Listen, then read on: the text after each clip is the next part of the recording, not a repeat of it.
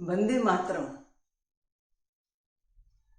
आज हम बहुत महत्वपूर्ण मंत्र का भावार्थ लेकर आए हैं। बहुत लोकप्रिय मंत्र का और अति आवश्यक कहे जाने वाले मंत्र का आज हम संस्कृत से हिंदी में अनुवाद करने जा रहे हैं। महामृत्युंजय मंत्र लगभग हर घर में जानते हैं। कई लोगों को तो यह पाठ भी है। महामृत्युंजय मंत्र कहाँ से मिला, कहाँ कहाँ पर है और ये वेदों की धरोहर के रूप में कैसे हमारे पास आया और इसका अर्थ क्या है। जब हम यह मंत्र पाठ करते हैं, जाप करते हैं या करवाते हैं, तब इसका भाव क्या होता है, हमें कौन से भगवान से किस रूप में क्या याचना करनी होती है, इस मंत्र के माध्यम से यह भावार्थ आज बहुत सरल हिंदी में आपको बताने जा रही हूँ। आज आप इस भावार्थ को जिस प्रकार से समझने जा रहे हैं, अब आज के बाद महामृत्युंजय मंत्र का पाठ उसी भावार्थ से हमेशा हमेशा कीजिए। तब देखिए, आप जहाँ 108 बार पाठ करते थे इस मंत्र का, उसका लाभ जितना मिलता था, 8 बार इसी भावना से यही विचार अपने मन में लाकर जो भावना, जो विचार, जो अर्थ आप आज समझने जा रहे हैं, जब हम स्तुति करेंगे तो निश्चित रूप से वही लाभ हमें 8 मंत्रों से भी हो सकता है। तो इसलिए बहुत ध्यानपूर्वक आज एक एक शब्द के अर्थ को समझिए। हमारी कोशिश ये रहती है कि वेदों में जो समुद्र से खोजे गए मोती की तरह, बेशकीमती हीरों की तरह हमारे मंत्र दिए हैं, जिन्हें हमारे पूर्वज और हमारी पीढ़ियां हम तक पहुंचाकर आज हमसे ये अपेक्षा करती हैं कि हम इनके बताए मार्ग पर चलें, हम उनको जन जन तक पहुंचाएं और सच्चे भारतीय होने का, एक सच्चे हिंदू होने का गौरव प्राप्त करें। आपसे हमारा अनुरोध है कि पिछले 30 वर्षों से जो हमारी यह ज्ञानदान सेवा चलती आ रही है, निस्वार्थ भाव से, राष्ट्र निर्माण की भावना से, उसमें आप भी शामिल हो जाएं। आप हमारे इस चैनल को सब्सक्राइब करके इस वीडियो को और आगे ज़रूरतमंदों तक पहुंचाकर आप हमारे राष्ट्र निर्माण की, आज हिंदू धर्म संस्कृति की इस सेवा में हमारा सहयोग कर सकते हैं। तो आइए हम यह मंत्र का अर्थ समझने के पहले धीरे से मंत्र बोल लेते हैं। जैसे ही हम मंत्र बोलेंगे, आराम आराम से एक एक अक्षर को जब समझ समझ कर बोलेंगे, तो निश्चित रूप से जब हम अर्थ करेंगे तो हमें अर्थ उसका बहुत अच्छे तरीके से समझ आएगा। यह मंत्र ऋग्वेद में भी मिलता है, यजुर्वेद में भी मिलता है और अथर्ववेद में भी मिलता है। 3 वेदों में यह मंत्र मिलता है। यह मंत्र तीनों वेदों में कौन से अध्याय में, कौन से स्त्रोत पर, कहाँ पर, कौन से नंबर पर दिया गया है, कौन से खंड में है, इसकी सारी व्याख्या डिटेल हमने इस वीडियो के डिस्क्रिप्शन पर दिया हुआ है।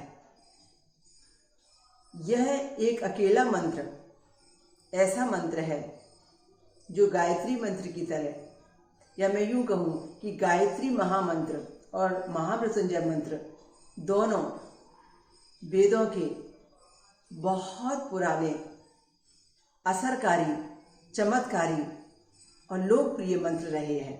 इनके बिना हवन यज्ञ भी संभव नहीं, इनके बिना जीवन का कल्याण भी संभव नहीं।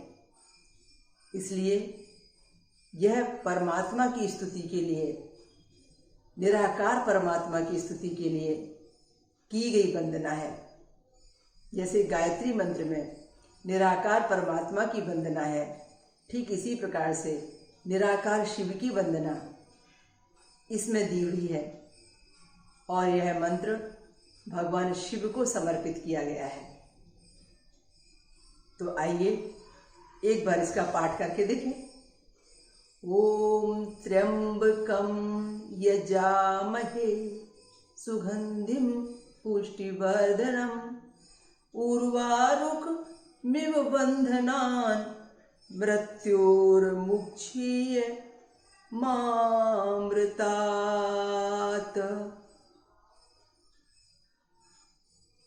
अब इसका अर्थ करते हैं। ओम त्र्यंबकम, त्रि का मतलब होता है तीन, अंबक का मतलब होता है तीन नेत्र वाले, त्रिनेत्र। त्र्यंबकम जो तीन नेत्र वाले हैं, उनके प्रतीक से उनको संबोधित किया गया। शिव न कहकर त्र्यंबक कहा गया। जैसे कि हम हनुमान जी को गदाधारी कहते हैं, जैसे कि भगवान श्री कृष्ण को मुरलीधर कहते हैं। तो इस तरीके से उनका संबोधन है, क्योंकि तीन नेत्र वाले तो शिव जी ही है, कोई दूसरा है ही नहीं। तो इसलिए त्रिअंबक यानी अंबक यानी नेत्र, तीन नेत्रों वाले भगवान शिव। यजामहि, यज कहते हैं पूजा को। कभी हम पूजा शांति विधान कराते हैं तो पंडित जी कहते हैं यजमान को बुलाइए। पूजा को जो धारण करता है, पूजा जो करने वाला है, पूजा करने के लिए जो संकल्परत होकर आया है, वो यजमान कहलाता है। तो यज कहते हैं पूजा को। यजामहि, महे जो हमारे श्रद्धालु हैं, जो हमारे पूर्वज हैं, जैसे पितामह, मातामही। तो जो हमारे पिता के पिता के पिता है, यानी सर्वश्रेष्ठ हमारे श्रद्धा के पात्र हैं, उन्हें यजामहि कहते हैं। तो जो हमारे सर्वश्रेष्ठ पूजनीय हैं, श्रद्धालु हैं, त्र्यंबकम यजामहे सुगंधिम, जो मीठी मीठी सुगंध फैलाते हैं, जो जीवन में मिठास घोलते हैं। ये सुगंध एक प्रतीकात्मक रूप में है कि जो हमारे जीवन को सुगंधित कर देते हैं, यानी हमारे जीवन को आनंदित कर देते हैं, मधुर बना देते हैं, मिठास घोल देते हैं। सुगंधिम पुष्टि, जो हमें हष्ट पुष्ट करते हैं, आरोग्य देते हैं, आयुष देते हैं, पुष्टि प्रदान करते हैं। सुगंधिम पुष्टि वर्धनम, बढ़ाते हैं, वर्धन करते हैं, हमारी पुष्टता का वर्धन करते हैं, हमारी श्रेष्ठता, हमें शक्तिशाली बनाते हैं, उसमें बढ़ोतरी करते हैं, जो हमें हष्ट पुष्ट रखने का सौभाग्य रखते हैं, सौभाग्य प्रदान करते हैं। त्र्यंबकम यजामहे सुगंधिम पुष्टिवर्धनम उर्वारुक। कोई चीज ऊपर में जाकर जब फलती फूलती है, एक तो उसे उर्वारुक कहते हैं, यानी किसी बेल के ऊपर फल का लगना, चाहे वो ककड़ी हो, लौकी हो, तुरई हो, जो भी आप एक नाम दे लें, या बेलों पर लगने वाले फल। उर्वरक उसको भी कहते हैं जो हम खाद पानी देते हैं पौधों के अंदर। उर्वरक। उर्वरक मिव, मिव का मतलब होता है, मिव का अर्थ होता है कि उसमें से जो हमें जीवन मिलता है। उर्वरुक मिव बंधनान, यानी मेरे, मुझे। उर्वरुक मिव बंधनान, बंधन, बंधनों से मुक्ति। जिस प्रकार से किसी बेलदार पौधे पर जब फल पक जाता है और पकने के बाद वो बंधन से मुक्त हो जाता है, कोई भी फल तब तक उस वृक्ष पर, उस बेल पर रहता है जब तक वो पका नहीं है। पकने के बाद बहुत लंबे समय तक उस बेल पर रहेगा नहीं, अपने आप ही वो गिर जाएगा और जमीन पर आ जाएगा। यानी हम प्राणियों की जब तक पूरी आयु नहीं हो जाती, हम पक नहीं जाते, जब तक अपने से हमें मृत्यु नहीं आ जाती, जब तक अपने से हम भूमि पर नहीं गिर जाते, तब तक यह जीवन हमारा सुरक्षित रहे, हमें अल्प आयु न मिले, हमारी घटना दुर्घटना ना हो। हम पके हुए फल की तरह अपने जीवन में पूरा जीवन जिए, आरोग्यवान आयुष्मान हो, और जीवन में जब कभी भी हमारी आयु खत्म हो जाए तो हम अपनी ही मृत्यु के अनुसार मृत्यु को प्राप्त हों, अकाल मृत्यु को नहीं। तो ये कहा गया है उर्वरुक में बंधनान। जिस प्रकार से एक बेल पर लगने वाला फल समय आने पर पूरी तरह पक जाता है और पूरी तरह पकने के बाद वो अपने आप भूमि पर आ गिरता है, ठीक उसी तरीके से मेरा जीवन पूरी तरह से मैं भोगूं, सुखपूर्वक भोगूं, पके हुए फल की तरह। पके हुए फल की तरह। पके हुए फल में 3 बड़े गुण होते हैं जो कच्चे में नहीं होते। हमारा जीवन वैसा ही श्रेष्ठ चाहिए। पके हुए फल में और कच्चे फल में यदि हम तुलना करेंगे तो बहुत फर्क होता है। तो ये कहा कि पके हुए फल की तरह हमारा जीवन पूरी तरह से पके, पूरी तरह से हम उम्र को भोगें। एक कच्चा फल है, एक पका फल है, दोनों में अंतर देखिए। कच्चा फल कड़क होता है, कठोर होता है, जबकि पकने के बाद वही फल कोमल और नरम हो जाता है। कच्चा फल खट्टा होता है, पूरी तरह से मीठा नहीं होता, स्वाद उसका बहुत स्वादिष्ट नहीं होता, पर पका हुआ फल बहुत स्वादिष्ट होता है, मीठा होता है।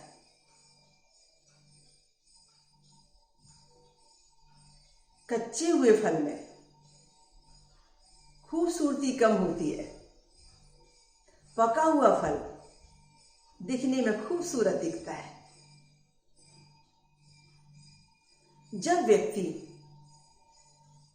आध्यात्मिक गुणों में पक जाता है, जब व्यक्ति बहुत अच्छा इंसान बनने का प्रयास करता है, सद्गुणी होता है, वेदों के बताए मार्ग पर, आध्यात्मिक नियमों पर, अपने निर्माण पर अधिक ध्यान देता है, वह पके हुए फल की तरह हो जाता है। तो मेरा जीवन पके हुए फल की तरह रहे, जिसे सब व्यक्ति पसंद करें, जो सब व्यक्ति को अच्छा लगे, जो जीवन की अच्छाइयों से भरा हो।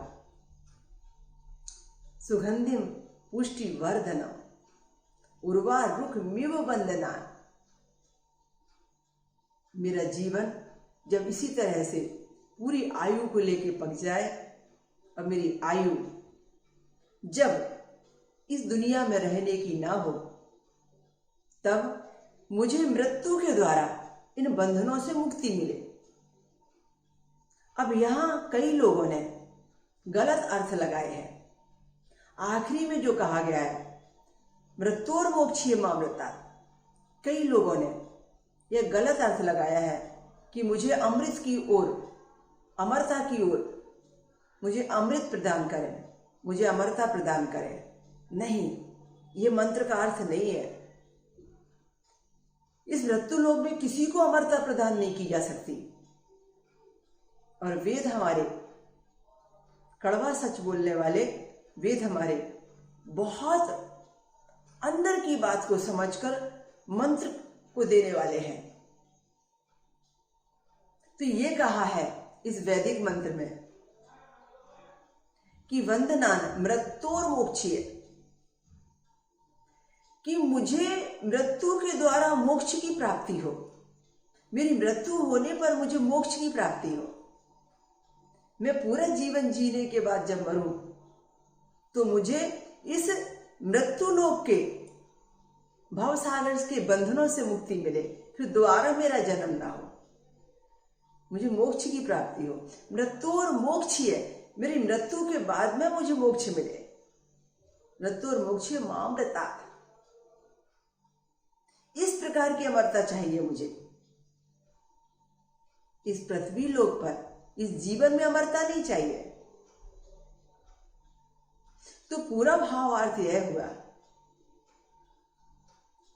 कि हे त्र्यंबक, पहले तो ओम लगाते हैं, यानी जो हमारा विश्व ब्रह्मांड का, जो हमारा निराकार परब्रह्म का बीज मंत्र है, शब्दावतार है, निराकार परब्रह्म है, नाद है, पहले हम उसका ध्यान करते हैं। ओम त्र्यंबकम यजामहे, 3 नेत्र वाले सर्वश्रेष्ठ पूजनीय, हमारे श्रद्धेय,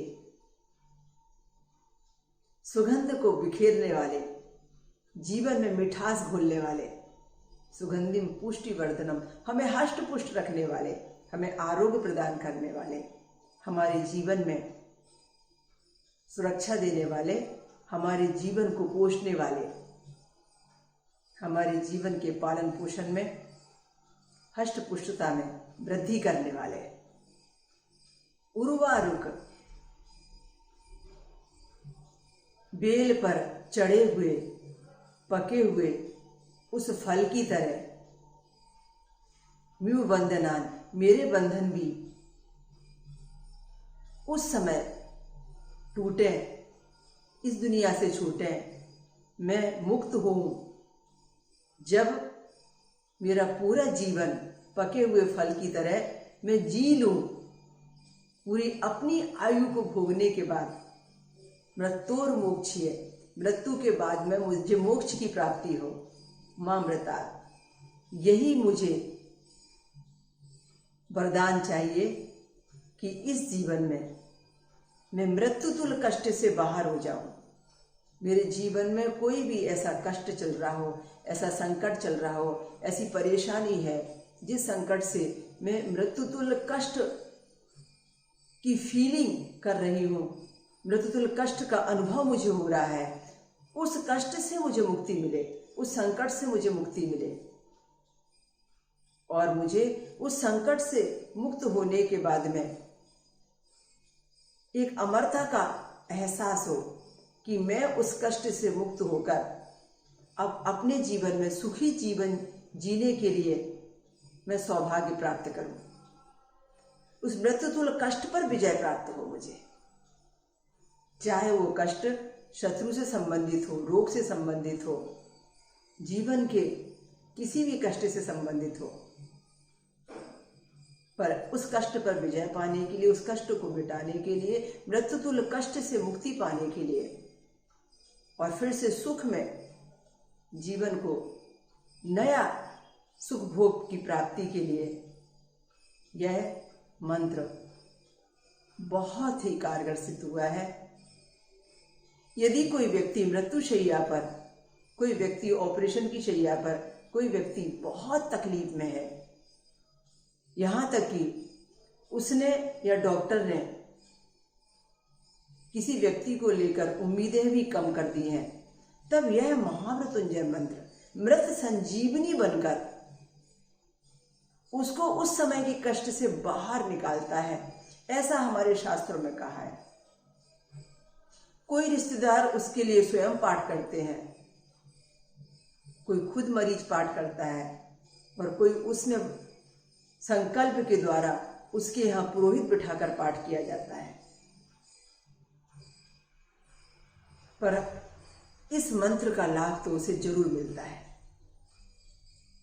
यदि उसके परिवारजन जो उसे बहुत प्यार करते हैं, जिनसे उनका अटैचमेंट बहुत ज़्यादा है, खुद एक ही माला का मंत्र जाप, और माला भी रुद्राक्ष की हो, शिवजी के नाम से उस व्यक्ति के बचाव के लिए मृत संजीवनी मंत्र का जाप महामृत्युंजय के रूप में करते हैं, तो जहां पुरोहित के द्वारा 1.25 लाख मंत्र जाप करने का लाभ उस परिवार के उस जरूरतमंद सदस्य को मिलता है, वहीं पर यह एक माला का रोज किया गया मंत्र जाप भी कम असरकारी नहीं होता। पर एक छोटा सा फर्क होता है।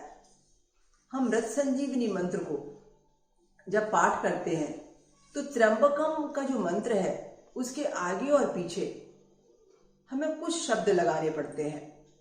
यदि हम त्र्यंबकम यजामहे के आगे कुछ शब्द लगाएं तो यह महामृत्युंजय मंत्र अपने आप में मृत संजीवनी मंत्र कहलाएगा। ओम होम जूम सह ओम भू भुर्वा स्वाहा। ओम होम जूम सह ओम भूर्भुवः स्वाहा।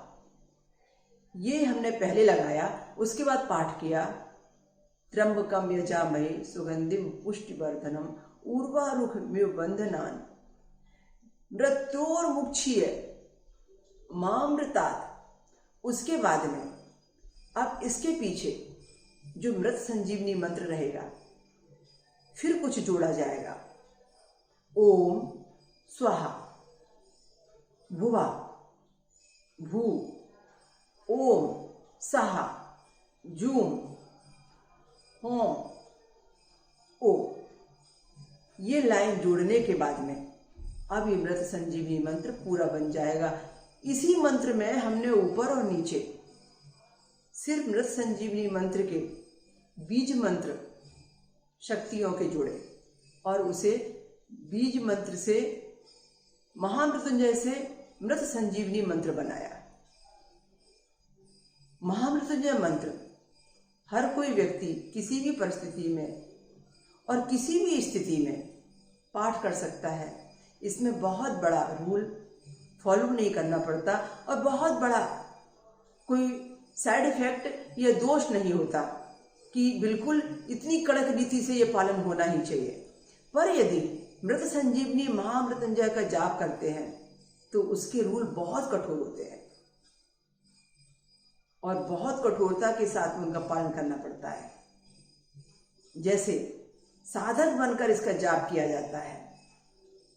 भूमि पर शयन, व्रत का पालन, ब्रह्मचर्य का पालन, मौन का पालन, सात्विक भोजन